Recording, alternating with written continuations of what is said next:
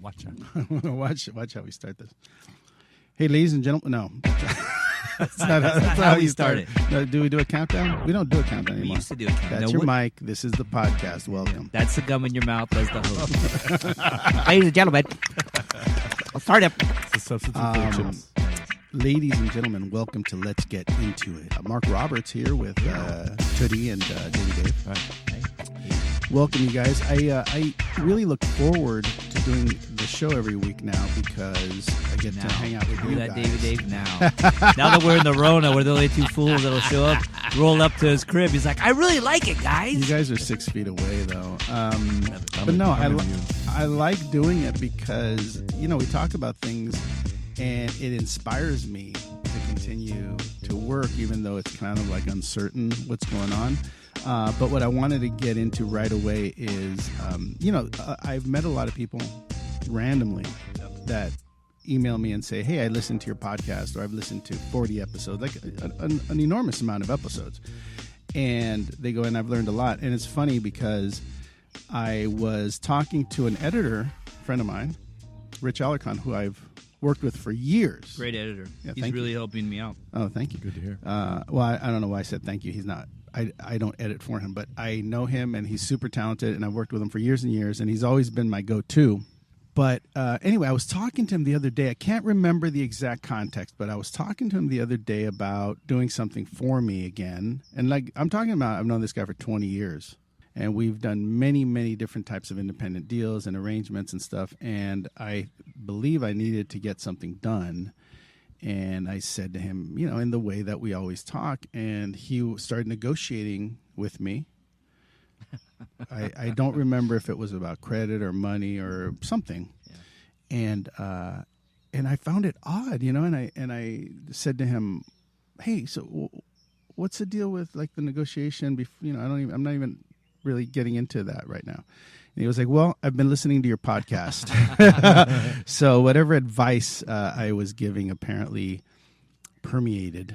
Yeah. And he started to be inspired by some of the episodes that we've had, because we have had some pretty interesting episodes, which if you're a filmmaker, even if you're not a filmmaker, if you're an entrepreneur, if you listen to the Walter Bad episode where I talk about how important it is to have a legal partner in your raising of money and you're making arrangement, your contracts and stuff like that.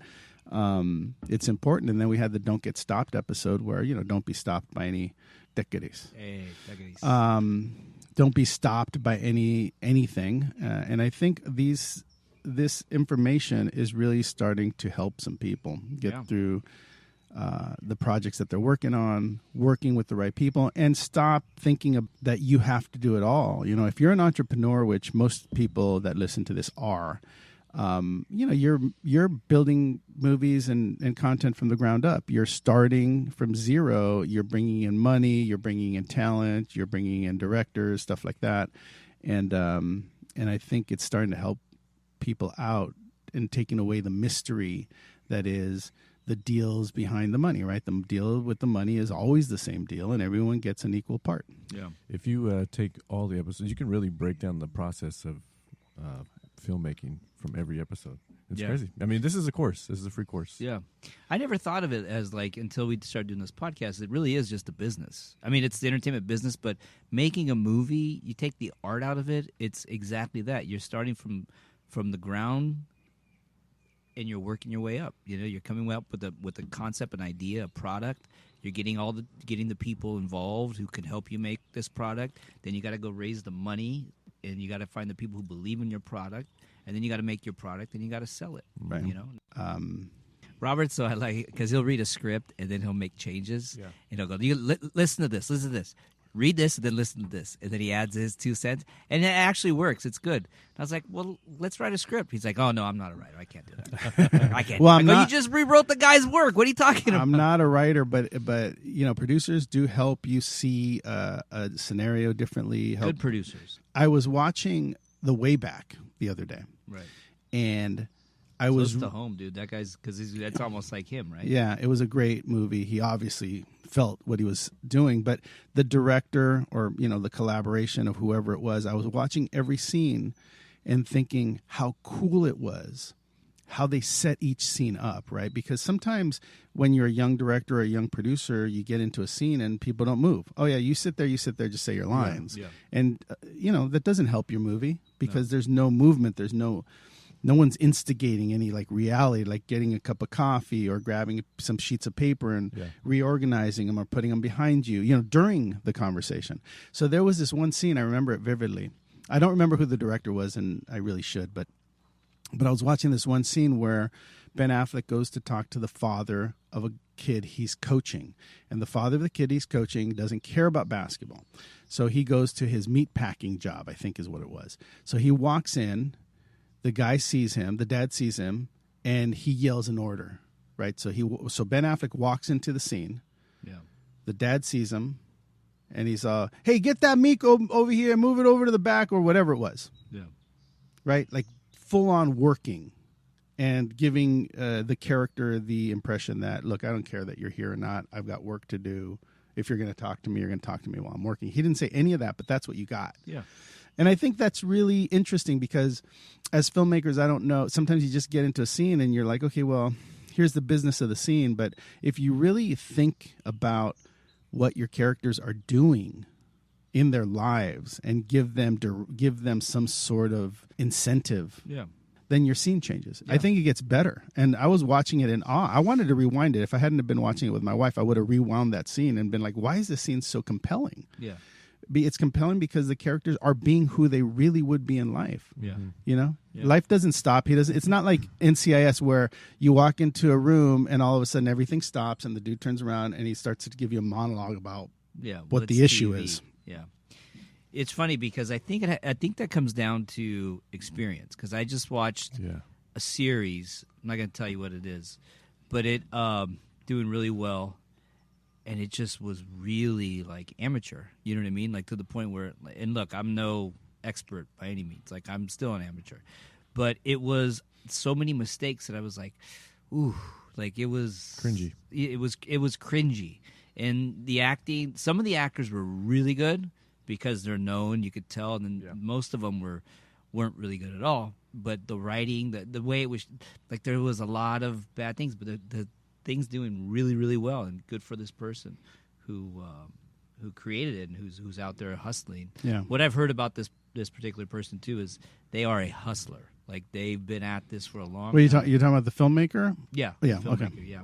But yeah, stuff like that. Yeah. Like, where the guy's working and when you were saying the meat pack reminded me of Rocky. Like when he showed up with Paulie. Actually, I mentioned that to my wife. I said, this feels like it could be a scene in Rocky, where, you're right. Sylvester Stallone was always doing something. Yeah. He was either flicking the ball or he was always flicking the ball in every scene. Yeah. But he was always like, putting on his glasses. Paulie, when he showed up, remember he was wrapping up the meat and stuff? Yeah. So it wasn't just him walking in and doing the scene like a play, right? Like Paulie's like waiting for him. He walks in, hey, Paulie, I like your sister. No, you can't have it. You know what I mean? Right. It was real life, it seemed like. Yeah. Which made it more interesting. Very difficult to pull but I think that comes off. From years of I don't know, dude.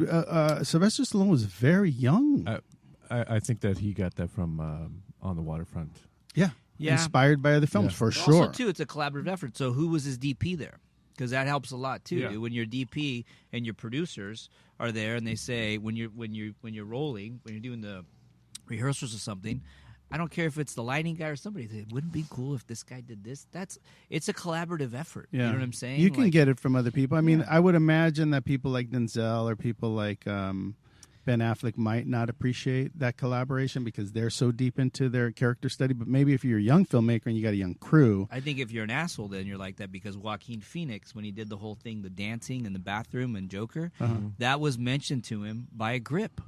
Like he was very open to. That's like mentioning to Michael Jordan, "Hey, dunk the ball the next time you go down the." Well, no, but the guy, right? Like something was said, or he overheard the grip. That was amazing. Thank God. Yeah. Thank God, Tootie mentioned dunk the ball. Hey, all I'm saying, and this was Joaquin's words. It wasn't like some grip. He said he overheard or something was said to him about dancing in that scene, like because he wasn't supposed. That didn't make any sense. If it's for him down to the go stairs that you're talking about, him dancing No, down the after stairs, he that's killed, pretty And then amazing. he went into the bathroom. And he started dancing. And He started fixed his doing hair. that- Yeah. He started doing that crazy dancing. Yeah. That was an idea that came from like a grip or a lighting Yeah. or something that made no sense, but that just shows you his openness to collaborating. You know what I mean? No, there's lots of amazing movies that you get inspired by, and I think a lot of them.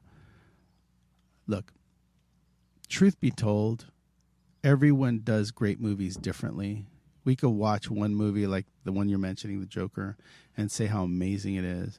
Todd Phillips, just amazing job. And then you can talk about Rocky, and they were probably completely polar opposite sets, you know. But one thing they all have in common is that they have a pacing, they have a rhythm, like a flowing river. But yeah, I was thinking about Rocky a lot when I was watching The Way Back, just because The Way Back obviously had a bunch of actors and directors and producers that cared deeply about what they were doing, and each scene feels motivated.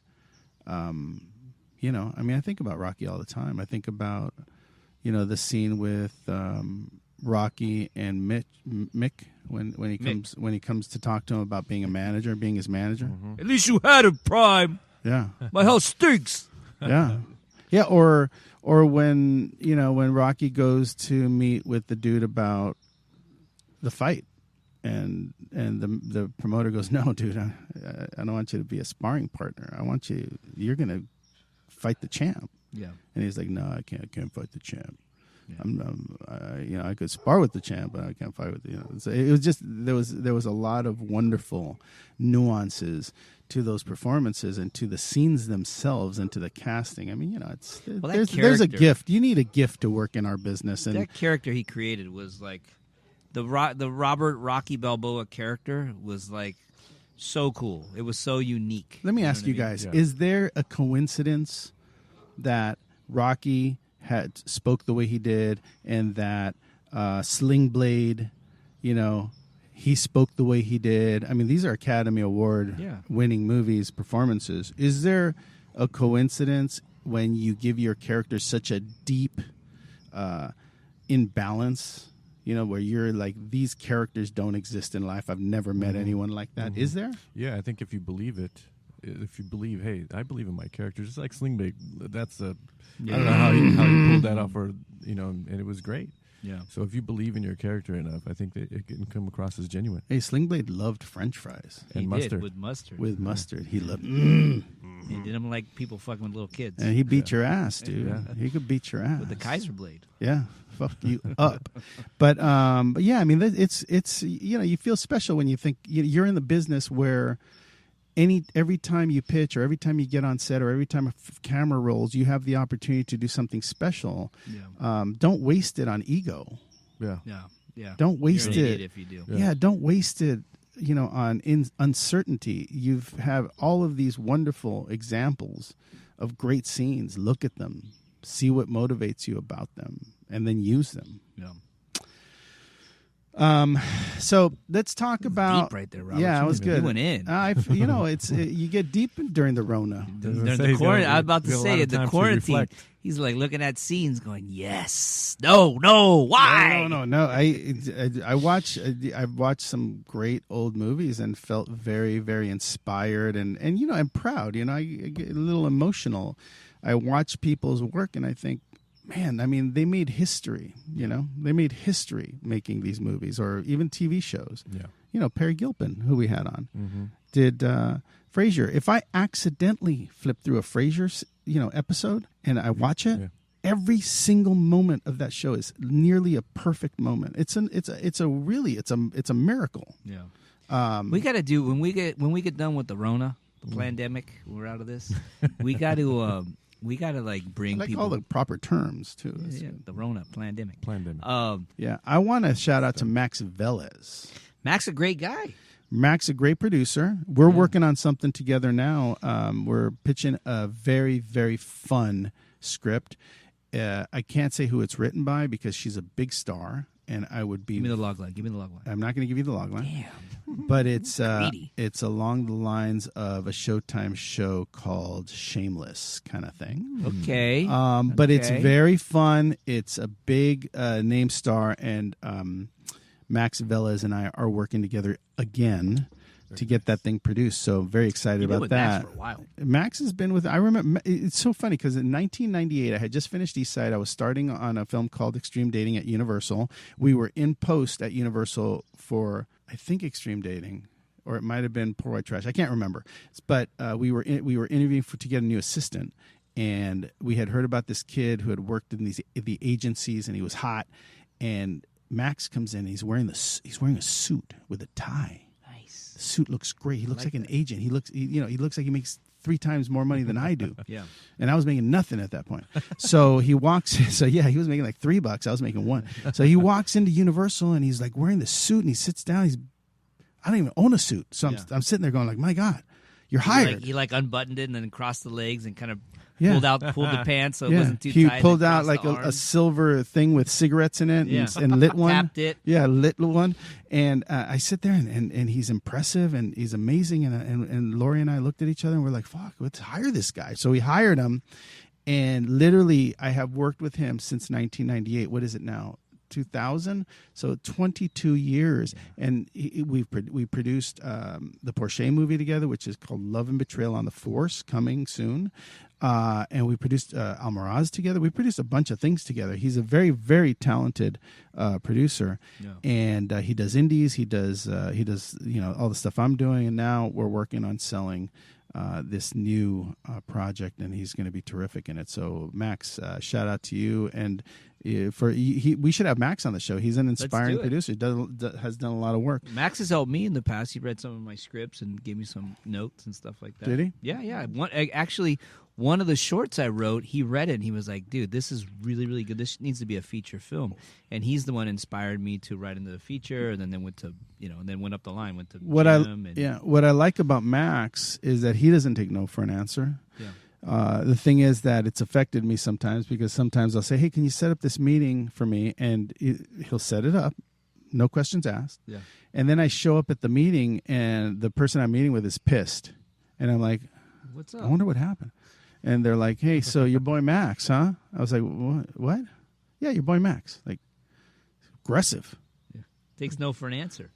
I was like, what do you mean? My like, kid was graduating. I wasn't available. I wasn't available for this meeting, but somehow my assistant put it on the books, even though I said I couldn't have it. Yeah. I was like, oh, well, sorry about that. Anyways, let's get into it. You have the money? You have the money? You're interested in since I did get in the meeting. No, I mean, I'm talking about big executives that he set me up with, meetings that I was even surprised that he had set me up with. So talented people, have their ways. Yeah. And I think Max definitely has his. So shout out to Max.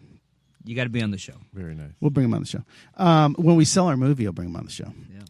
All right, well, let's get our special guest on today, Richard Montoya of Culture Clash. I'm going to go ahead and do a Zoom with him. Ladies and gentlemen, I've got Mr. Richard Montoya on the show and on the Zoom.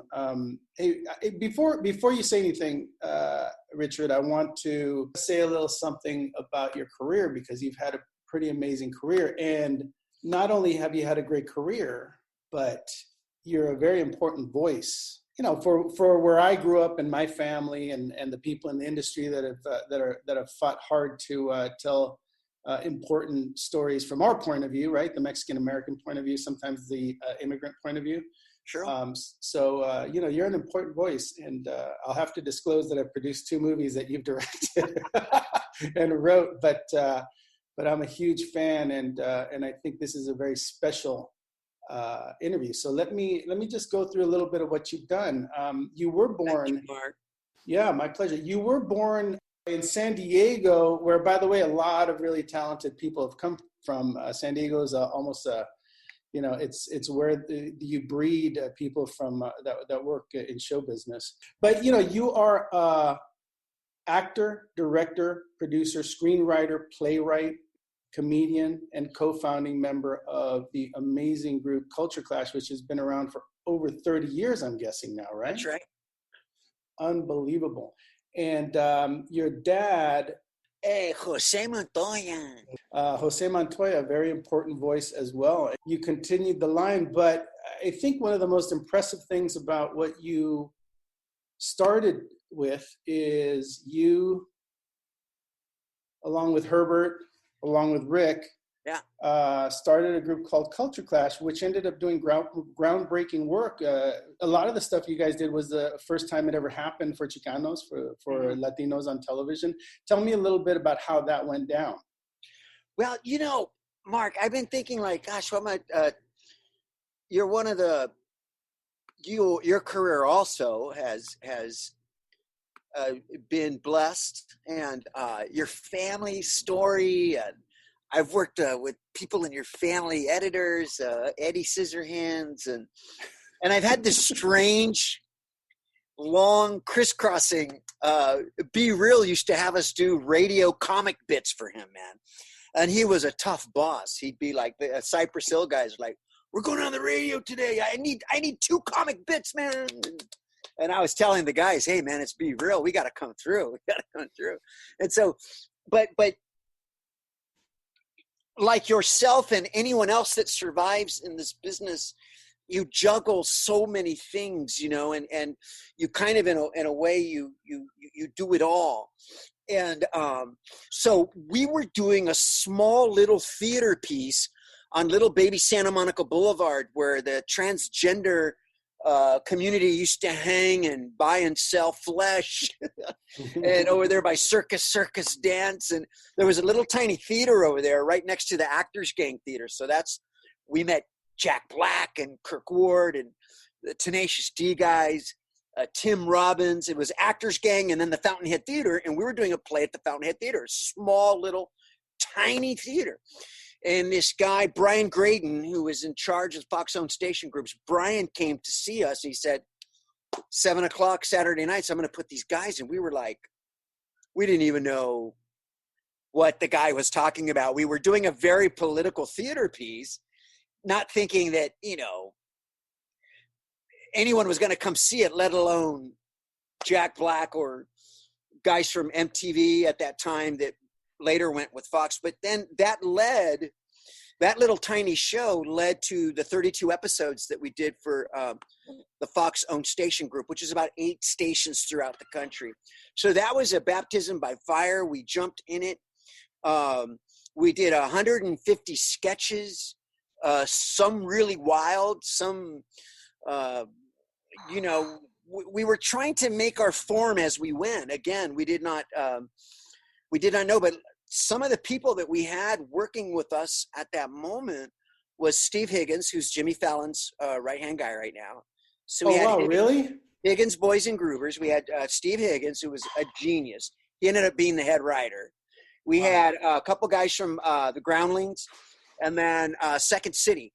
These are guys that just wanted to do work. Barry Martyr is Seinfeld's best friend. If you watch Comedians in Cars Doing Coffee, Barry Martyr's been on 3 times. He's a very nebbish-looking New York guy, you know, and he wrote some crazy stuff, all without a filter. Lalo Alcaraz, the guy that worked on Coco and Casa Grande's right now, he does La Cucaracha comic strip. We had some interesting people coming through on that show, and that Fox let it go for 2 seasons. I remember the debut night, Mark, it was a Saturday night. We beat Jeopardy by a point. And Jeopardy had a huge 7 o'clock Saturday, you know, audio. But right after I Love Lucy on Fox, it was a Culture Clash TV show, and we didn't know what the hell we were doing, but we had a lot of fun trying to figure it out, and we had some good hands on deck with us, and we did some innovation. And listen, The Honeymooners was barely 36 shows in total. That I Love Lucy show is less than 40. We managed to do 32 before one day Rupert Murdoch's in the control room. Very nice guy, very quiet, just shaking everyone's hand. We're like, "Who's that guy? Who's the old guy?" It's like, that's the boss from The Simpsons. And it was Rupert Murdoch. And on that day we had Dolores Huerta on. It was just the wrong show for Rupert Murdoch to come. And he pulled the plug, but we never complained about it. You know, we didn't do hunger strikes, and take to the show. We feel we got away with murder with the 30 episodes.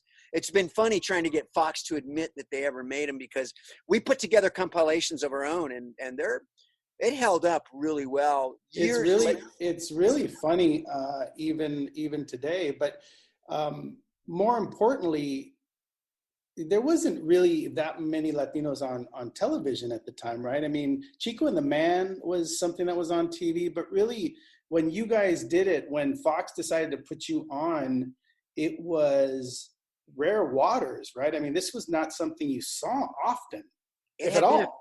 It had been a few years, and suddenly we were a local show on Fox, and then I believe Jeff Valdez's comedy compadres, they were on Channel 5 at that same time. La Guizamo was gearing up with House of Buggin'. And we were bursting onto the scene right when In Living Color was about busting out. And we shared the writer Rick Nahara, who you know well. And I've been talking a lot lately with Rick and reminiscing about those times. And it was such fire. And yeah, it was something new that hadn't been seen. And it was not without its critics. And that was always very interesting, but highly competitive, and everybody was trying to find the promised land, and we got real close to it. And it's you just, in this business, you never know what's coming next, but man, enjoy those shows while you have them, because you never know when the next gig is going to be coming around. Well, that was historic. I think it gave a lot of us, inspired us, because we knew that if you could do that it could be done.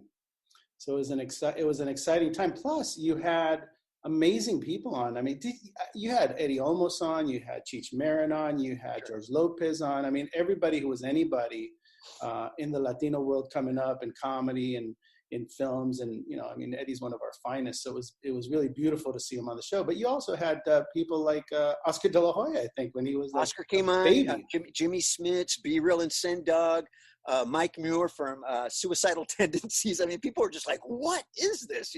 That's it was the strangest variety show with sketches. And I'm telling you, man, some of those sketches were just, we would do Luis Valdez's The Bride of Frankenstein, and then we do Coxzilla, and then we would do Hispanic Jeopardy, and I wish that several other groups would have had that experience to be stripping in a show and doing the kind of work that you do and producing. And I need 6. We did a skit called Mini Mariachis. We didn't call them midget mariachis, but mini mariachis. And I just remember Ken Seisler and our other producer, Joe, whose last name escapes me. But we had to find 6 midget mariachis. There's no other way to say it. Did you find them at Mariachi Square? Exactly. Like we found them under the bench. It's like, we need 6 mini mariachis. And my boy Kirk Ward, Kirk was our Jim Carrey. Kirk had that rubber face. Valente Rodriguez was a player. Vanessa Marquez, who passed away a couple of years ago, unfortunately. Josefina Lopez, playwright now. She was one of the writers. We had a crazy, super Chicano writing room led by groundlings and old comic pros. And sometimes it was hilarious, and sometimes it could get very tense. But it was a great learning curve for everyone. And you talk about documentaries. You and I just finished a beautiful one. But I think that 93, 94, that era in comedy, with George Lopez about to bust out, and Cheech and Chong were still active, in the history of our, like you were saying, from Freddie Prinze on, it's a thin book, but we can make some hay of it, and we had all kinds of influences, very important influences, and from Cantinflas to Jerry Lewis, and it was hell's a poppin', we didn't know any better. And that's probably good, because it is a younger person's game, but you need that tough skin to to power through it, you know. And look, back then, even now, and we'll get into a little bit of the work that you've done since then, but it was all wrapped in, all of the comedy was wrapped in social commentary. It still is, right? Well, you know, it's funny because we would do the American Border Gladiators, a game show, and you got to run across the border and escape these. And that exact skit's on Rubber Chicken right now. They frame by frame, you know. And we've talked to some lawyers, and they said, "Look, forget about it. No judge wants to hear that you guys came up with this mierda before they did."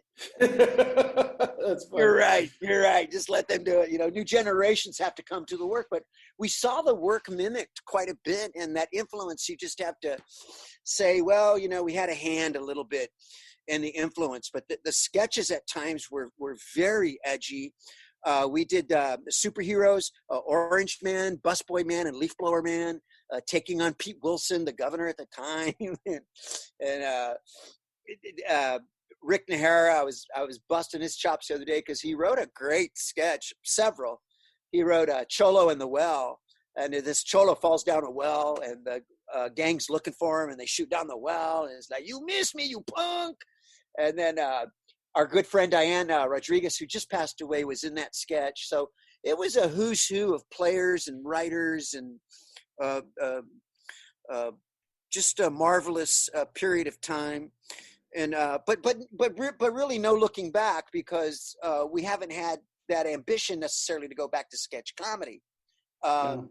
But you take a little bit of that with you, and to this day, there's parts of it that are still with Culture Clash. There's nothing like a Culture Clash sketch. We were just doing a show up in Berkeley at Berkeley Repertory Theater that has produced some amazing plays that go right to Broadway. But we were doing a beautiful piece, and then the whole situation hit with the COVID-19, and so we had to pull the plug short. But the set remains, and we're looking forward to going back and finishing it. But even in that show, some 25 years later, there are elements of what we learned in the television format that we carry with us still. Right. Well, yeah, I definitely look. If you haven't, I think you can find some of the Culture Clash shows on YouTube here and there. And if you haven't seen them, you should check them out. They hold up today. I mean, I don't even know how long it's been. It's definitely been decades. But they're amazing and worth a watch. But for your listeners, Mark, we'll send you a link and a password so people can watch the 55-minute compilation that we've done. It's really is that true? All right, so we'll put it on. It's off its rocker. It's out of its head, and like I said, we just didn't know who Rupert Murdoch was. Right. We were trying to make the old guy laugh. And well, it's clear you guys had a good time. Look, it was a great show, and I definitely want you to know that it was important for all of us. You know, when I was sitting watching it at home when I was trying to be a filmmaker, and I was like, dude, we could do this. This could happen. You know, there's people on television that look like me, and they're making jokes that I think are funny, and they're making social commentary that's hilarious, and this could be something. What I want to ask you is that do you think anyone is doing it right, or since you did Culture Clash, the TV show, do you see any of us making headway in any positive way? Well, I mean, there's all kinds of little movements that are encouraging. You know, the show that you're working on. I have a daughter now, so that show is very important to my daughter. It may not be the first thing I turn on when I come home, but I've got to watch Coco 300 times now.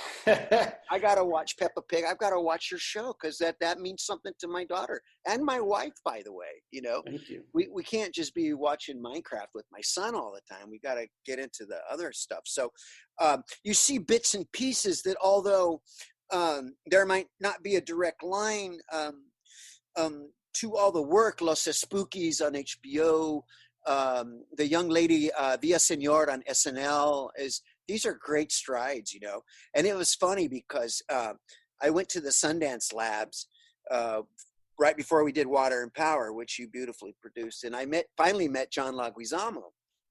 And John's House of Buggin' only lasted 6 episodes on the Fox Network. Wow.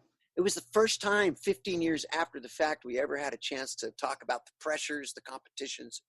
And John's a pretty lovely guy, you know. And he goes, yeah, I'm going to tell you, I told my writers to watch every episode of Culture Clash. That's hilarious. And because John's a New York guy, Colombian by birth. And I was like, where did he come up with all this Cholo stuff? But John is a genius and a brilliant guy. And that it overlapped at that time is interesting now, because what we do have in common with John and with you and with Cypress Hill, by the way, is that we've managed to morph over the decades, going on our fourth decade of work that is, you know, hopefully relevant, and young generations still come to the work. And I guess the thing that because I know a lot of creatives listen to your podcast, I've been hearing so much about it. It's these can be tough times to be creative and a writer. And I just say, and I do Zoom meetings with writers from New York and the Culture Clash boys. We just have that one day a week. We're gonna Zoom at 3:00 on Tuesday, you know. And our director friend in New York, by the time we finish, it's about time for them to hit all the pots and pans outside their apartments for the first responders. And it's a beautiful connective tissue that we would have never had otherwise, you know. Yeah, you know, you're one of the few true writers that I've ever met, you know, and I'm lucky that I was able to meet you. And, you know, there's a couple of others that I know for a fact that you write every day. I know that it's your lifeline. I know that without you putting your thoughts down on paper or on computer or however you do it, that your soul dies, you know, that you have to be doing it and putting it out there. What has anything changed in that process for you since we've been sort of held up, and you know, we got to be in the house teaching our kids, taking care of our kids, and you know, are you able to find the moments to do your work? You know, like you, I bet, two busy parents, you and your wonderful better half, and I wanted to get in front of the basketball hoop for your daughter, and that's the only thing you can see. Thank you. Appreciate that. You know, my wife's a very busy executive level at LACMA Museum, and so she's almost the entire day on different various Zoom meetings. So I'm a stay-at-home writer. I've learned to love my house, different stations, outside in the morning, inside in the afternoon, front lawn when the sun's going down. And I've made all these writing stations and learned to love it so that I'm not at the whim of everyone at a cafe during the day and someone's yelling and someone won't share a plug and you're sitting next to Typhoid Mary. There's a nobility in what we do if you put that into it. I don't want to sound corny, but for me, what that means, Mark, is that maybe less concentrated time in the day. Wait till both my kids are night owls now, so by the time they're down, it can be pretty exhausting. But I find those hours in the day, perhaps less time, and just keeping the fire stoked. I always feel that as long as I'm writing something, not just emails and sometimes notes, but, you know, open up those files and keep these projects moving along, that somehow that little fire is alive in me. And so I do all these little tricks and things just to keep that fire going. I love talking to other writers and when do you do it and how do you do it? I've taught playwriting at Yale University, and I wanted to know from the graduate students, how do they write, when and where, and it was fascinating. And I've embraced the fact that I am a blue collar playwright, and my plays get produced, and thank God for that. And every now and then something comes across your table, something comes across, you think that I might be able to write something with Nahara. And so we've never let go of that thing, and we're going to blow your socks off when we finally get to it. But those little projects are lifelines, and they keep you connected to an otherwise Hollywood town that can seem, you know, pretty far over there, you know, to the west side. But guys like you got to come to the east side every now and then to see your mamas, and that's an important thing. and you help keep our fire stoked. And as long as we keep that little, I feel like I got this little fire in me. And I've always had that feeling since I was a kid. I see my kid building Legos now, and I used to do that. I never used to leave my room. And in a sense, I'm still building, little things. They just happen to be scripts. And the oil well, the gusher that you can hit is that, consider 2 years ago, Fleabag was a one-woman play at the Fringe Festival in Europe, in Amsterdam. A one-woman play. That's it. She had to rent her chairs. She had to rent the lights. And that's how Fleabag started. Now, it was a brilliant play, a brilliant actress, brilliantly written. But that goes to show you that these little ideas, these little fires and embers that we have can go on to be big things. And that's still a hope, quite honestly. That's got to be one of the hopes. But when you can touch an audience in Orange County or Pasadena or the Getty Villa in Malibu or Berkeley Rep or Broadway or off Broadway, it's a special thing. Yeah. Well, I've been lucky enough. Well, I'm lucky enough to work with you, but before I produced anything with you, I saw the 25th anniversary of Culture Clash at UCLA. It was sold out. There was an empty seat. Carlos Mencia went up and offended just about everybody in the theater. But it was very impressive. And then maybe before that, I went to the Mark Taper Forum to see Water and Power for the first time. I had never seen a play written by you, and I had never seen Culture Clash. And I saw it, and I was blown away because it spoke to me. It was written about people that I knew, from the music to the staging, to the arc in the story, to the point where, I ended up begging to produce it for 2 years, and finally I got the chance. But it's impressive. It's impressive to have someone like you committed to theater, committed to writing, committed to telling stories. And I just wish there was more of it, Yeah. I mean, again, there are definitely some strides. There's a lot suddenly to choose from, and more to come, like from Netflix, Yeah. And our documentary storytelling and our narrative storytelling. And this is where the playwrights can be helpful. And that occasionally, look, we get a staff writing job on a TV show, and man, when you can get that work, it's fantastic. You're going to do good for that year. And at a moment like now where the industry has essentially come to a standstill, it's a time to turn inward and like I say, keep those projects moving, because we're going to come out of this, Mark, and people are going to be starving. Producers, network studios, writers, and like Wynton Marsalis said the other day on 60 Minutes, eulogizing his father, the great jazz pianist who passed away, a victim of COVID-19. Wynton said, a great jazz man, him and his brother Branford, New Orleans dynasty. He said, coming out of this calamity, it's going to be a time for the veteran men and women, the hands that have been around. It's going to be a time for mastery. We're going to need to hear from the masters. And I took that to heart, because I'm about the same age as Marsalis brothers, and I kind of understood what that meant. Like, sharpen your tools right now. Stay sharp. I'm sure your writers are still writing on the show or kicking around ideas. You're still producing in many ways. I'm sure that, not everything has stopped. And we've got to come out of this, not with our head in the clouds, but with some real urgency about what we want to say and different ways of saying it. And Jack Black, who I was lucky enough to be in Nacho with. Nacho Libre, historic part by you. People still, I think it's a meme now. Jack's a generous guy. I'm an emoji now, yeah, which is a delight for my kids, But Jack, I got that part because Jack is very generous, and he kind of put up a little bit of a fight for me. Some other guy really wanted that part, a very famous person, I won't say. But I was lucky to get it. But Jack was on Colbert the other night. and I know you love Steve Colbert. Terrific. And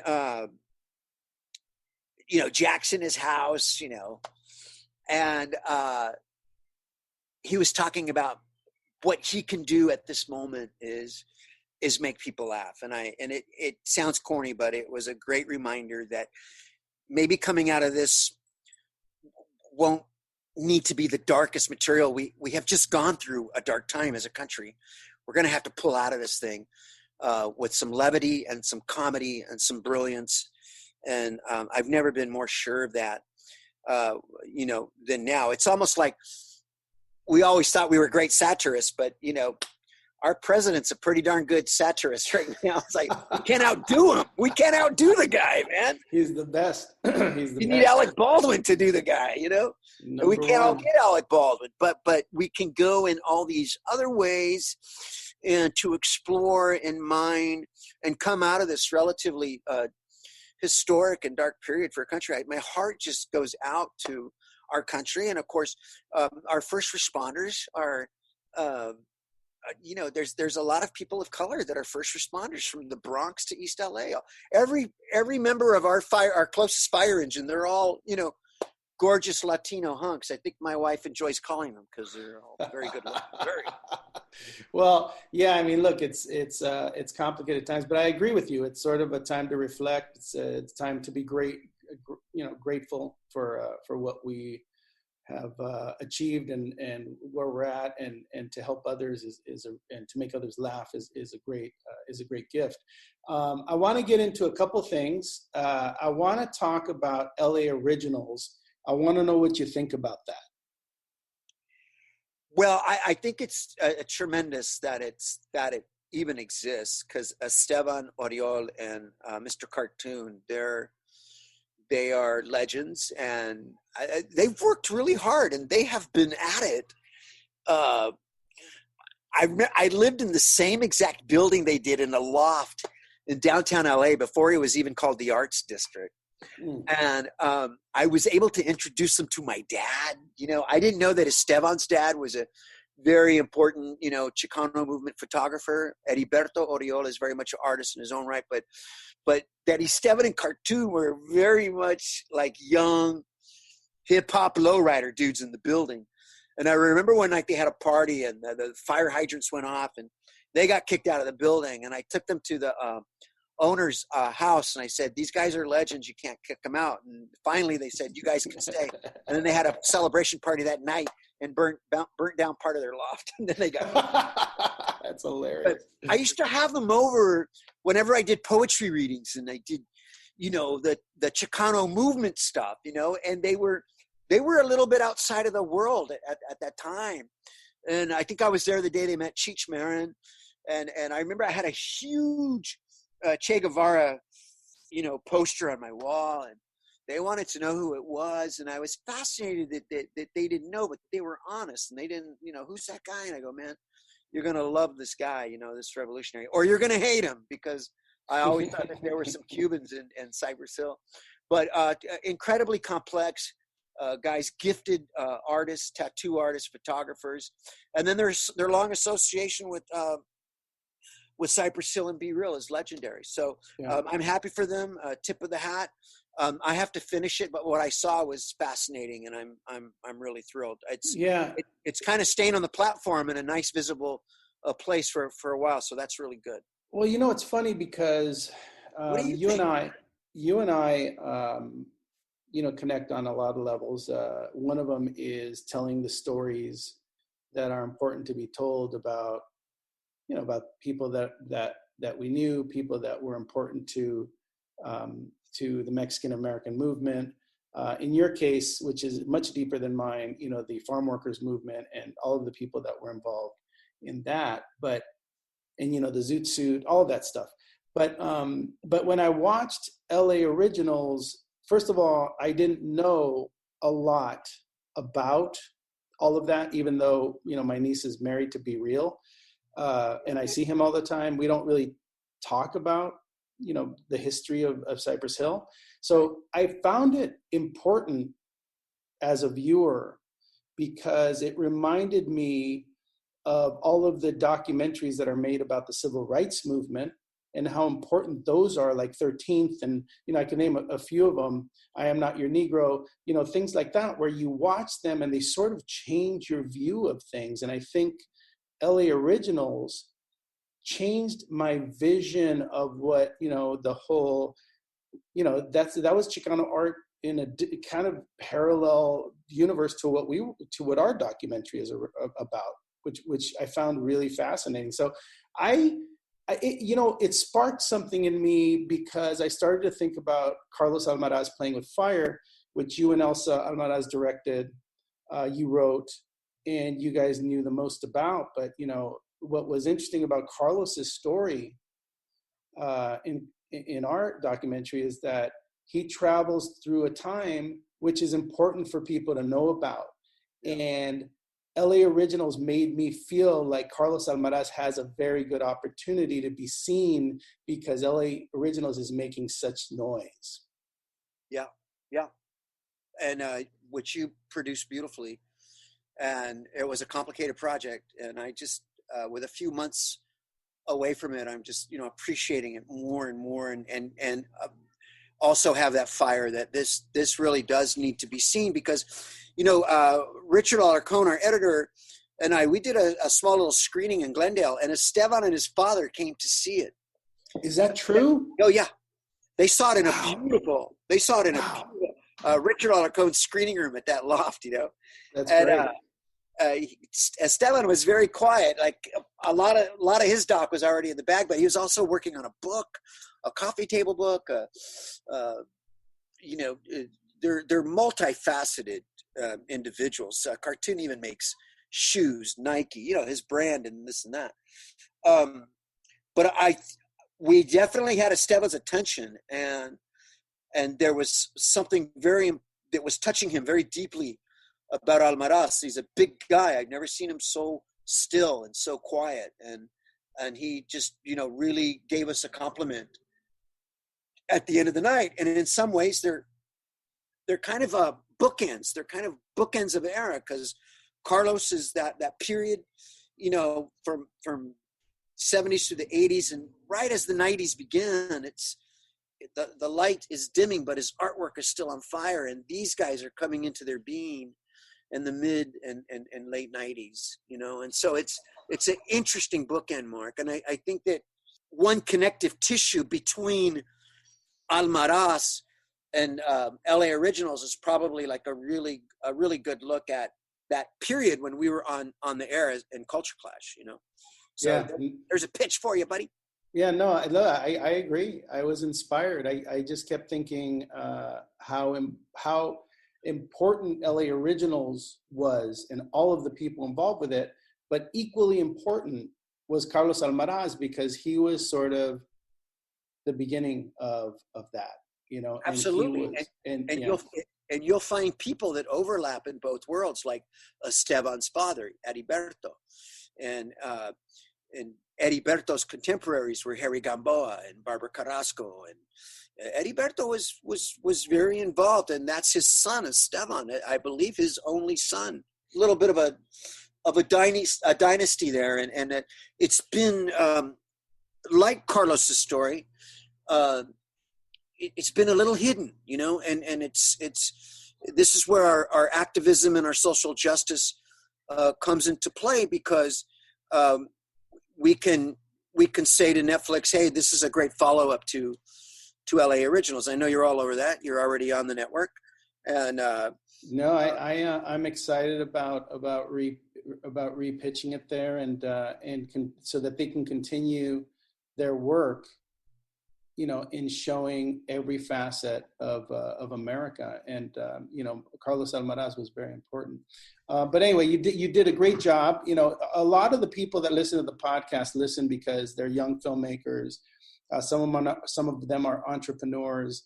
You know, and I talk a lot about you know, that it's not easy. You know, you don't want to be stopped in our business, and a lot of times, you know, it's not an easy thing to finish a project and to all agree. You know, you're one of my favorite people. I have an enormous amount of respect for the work that you've done But you and I, we've gotten into it on our films, and we've had very lively discussions. And and as I've mentioned in the past, I think, if you're listening, I think part of our, really getting into it about things that you care about on a movie, it's not, look, it's not a popularity contest, but it definitely is about listening. And, no matter how we've gotten into it, Rich, I think one of the most powerful things is that I've always believed in your voice, whether we're screaming or whether we're quiet. It's all equally important. So I've always appreciated that about our relationship, because you are one of my favorite people. You're one of the good ones, man. And I've appreciated your patience and your tenacity. And, we just lost a very, very good friend that had directed Culture Clash about a year and a half ago at Pasadena, Diane Rodriguez. And Diane and I used to get into it pretty good. We never let it, relegate itself to, personal things, or, we felt passionately about stuff. And it, as we were eulogizing her and writing articles in the LA Times and American Theater Magazine, Luis Valdez was chiming in, and important people were chiming in. And I had an opportunity to honor Diane and to be privileged enough to be a part of her obituary, which I never thought I would do in my life. We had made jokes about going to the old Teatro folks home together, busting chops until we were 90, and then suddenly your friend is gone, and it made me think, Mark, that art is not polite. It doesn't ask permission. Art is born and birthed, and then there's afterbirth, and then you argue over the name, and then you argue over the clothes for the first communion, and then you gotta wipe its butt for the next 25 years, and then but you come out of it saying, gosh, damn it, we made art together, and that's noble, and that's worthy, and history will judge us much more kinder than whatever was going on a given day. I never look at a Buster Keaton photo or a Charlie Chaplin photo and I wonder who he battled that day. It's just the photo's there. The photo's there. It's in the shot. It's in the picture. That's the important thing, and we'll come back around again, and I'm sure there's a third project in there, and it'll be maybe a little easier because we have a vocabulary. We've been through the fire a few times. I was had lunch a few months back with our friend Lorenzo O'Brien, one of our producers. Oh yeah, love Lorenzo. On Water and Power, and he had some amazing things to say about you specifically, and that how great. Except for that one thing with the bikers that scammed us all from San Diego. But how great you were on Water and Power. You really let me, and you used to tell me, hey, you may not get this chance again. Filmmakers don't often get the opportunity, and to all your filmmakers that are listening, to be storytellers. We're just, gosh darn it, at the end of the day, we got to be storytellers, whether we're doing docs or narrative or television or writing plays. And you really gave me that space and trusted me and put me with all the right people, Mike Miller and closing the deal in Arizona. I'll never forget the gunslinging day. We all met on the corral, the guns. Right. I'll have to tell that story one day on the podcast. Yeah, but, and Eddie involved, and it was really beautiful. And there'll be a third, buddy, because I can't wait, because I appreciate you. I appreciate you. Thanks, more. I know when you went to bed. I know when you had to protect the piece. Sometimes, and they tell you this at Sundance, sometimes a good producer has to protect the piece from the filmmaker, because the filmmakers, we go a little crazy, man. We go a little nuts. And that's why Curb Your Enthusiasm's so gosh damn fun, That's right. Larry David's always in trouble, he's always fighting with people. He's hilarious. But yeah, look, you and Elsa came together to do, Elsa Almaraz came together to do an amazing piece, and I'm not going to give up on it. We're going to keep pushing it. So So we'll see what happens with that. But tell me what you're doing next. I know that you've got a Broadway thing potentially happening. I know it's early in the works, but can you tell me about the Broadway show that you're working on? Well, there's been a number of attempts to try to tell the story of Richie Valens, the Pacoima rocker who dies at the age of 17 with Buddy Holly, and the day that the music died, following a concert at the Surf Ballroom in Iowa. It was on a god-awful snowy tour in February in Iowa. They were crisscrossing the state, going into Wisconsin, coming back. And on one of the snowy nights, Buddy Holly's like, I've had enough of this. We're flying to the next town so we can do laundry. And Richie had always been deathly afraid of small airplanes. And the Richie Valens thing is still in the works. Well, I sent in a draft, and then I just sent in a second draft, and I'll just say some very important people are reading it, and the current health crisis and calamity is slowing down everything. So It's one of those things where we have to see where we're at. But I'm very proud of the writing. I feel it's very authentic to a 17-year-old kid from Pacoima who dressed sharp every day of his life. Even if his mom had dirt floors, this kid's shoes were shined, and he looked like he was 35 when he was 17. But even going back to middle school, he wore a sports jacket every day of his life and played guitar in the cafeteria and on the lawn outside. So it's a very much an American story, the Big That's Valley, awesome. the San Fernando Valley, and a kid with a guitar. He always wore a guitar around his back. So we got to tell that story, Mark. It'll be told. Yeah. I'm excited. I'm excited for you. Congratulations on a great career and continue. I mean, you stand mid-career, so I'm sure that there's lots more stuff that we'll get to see from you. But thanks for spending a little time with me. And thanks for enlightening, the writers out there that are all struggling to figure out what they're doing. But let's get together soon. Hopefully you can come back, tell us about Richie Valens when that gets going. All right, Mark. Great spending some time with you, man. And hope to all your listeners just keep the fire lit, keep it burning. We're coming out Agreed. of this. Absolutely. All right, buddy. Thank you. Say hello to your wife for me, would you? You say hello to Ann and everybody over there. It, Beverly Hills. All right, buddy. Talk soon. Salud. All right, that was Richard Montoya. Got to thank him for coming on.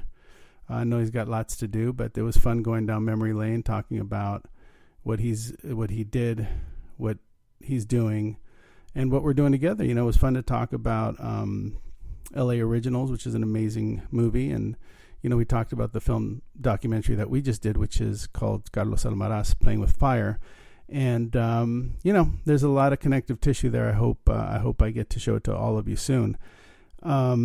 Unfortunately, this medium being very imperfect, we recorded the show that you heard prior to the Richard Montoya interview. And then when I went to edit it, the last part of the show was gone. It had like a glitch on it or something. So I'm going to have to finish off the show myself. But I wanna thank Dave and Tootie for coming over and making the show happen every week. I had to record the show on a different computer because for some reason the recording system that we use doesn't work on the new Catalina software.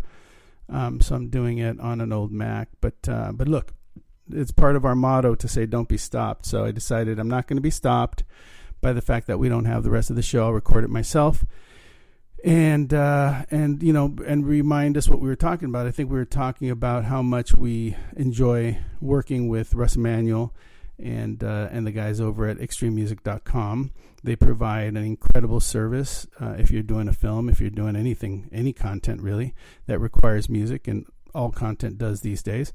You should go over to extrememusic.com, check them out, because they really are the best in the biz.